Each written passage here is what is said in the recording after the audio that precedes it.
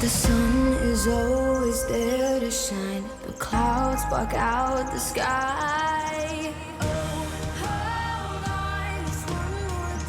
Well, it's that time of the year again when love is in the air in a big way.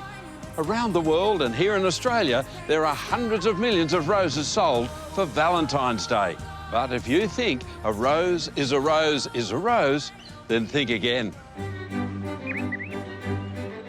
This magnificent display of roses is the Heritage Rose and Cottage Garden, a couple of hours from Adelaide in the Clare Valley. It's one of the finest rose gardens in the country, and it's blooming with inspiration for you to use at your place. What's the first thing that you do when you come across a rose? Of course, you immediately take it to your nose. There is nothing more beautiful than a perfume rose.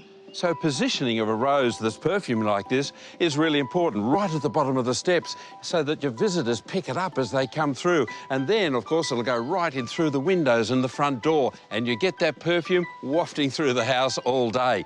This is an interesting rose. It's Sonia Rykiel, and it's used today for making perfume in France.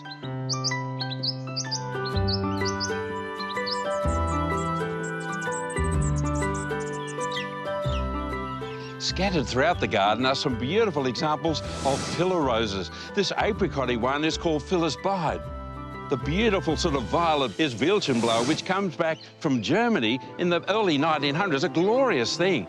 Now, you could grow one of these in a very small courtyard garden, and that's maybe their great benefit. Not only as highlight features in a big garden, but a small garden, they're so easy to develop. This is a young one in training. So you get a nice, vigorous rose, a lot of growth, so you select the strongest stem, and you just literally take it and string it off all the way up the pole.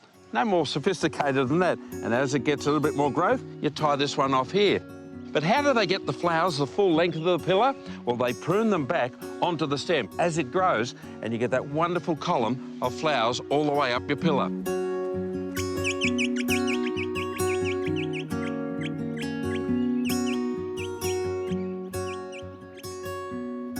Now, if you want to grow your own rose for your Valentine, then grow a shrub rose, something with nice, long, flowering stems that are strong, displays the flower really well at the top of the bush, and if you're lucky, some beautiful perfume as well.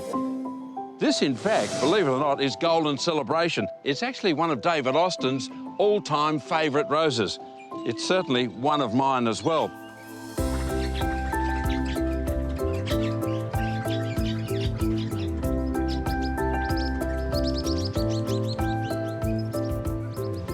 And then there are your climbing roses.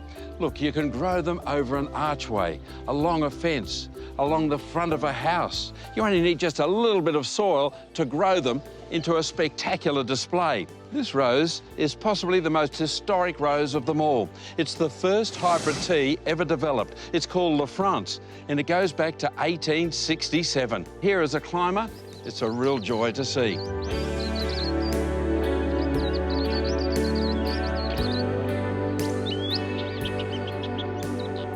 Of course, for Valentine's Day, it has to be a red rose.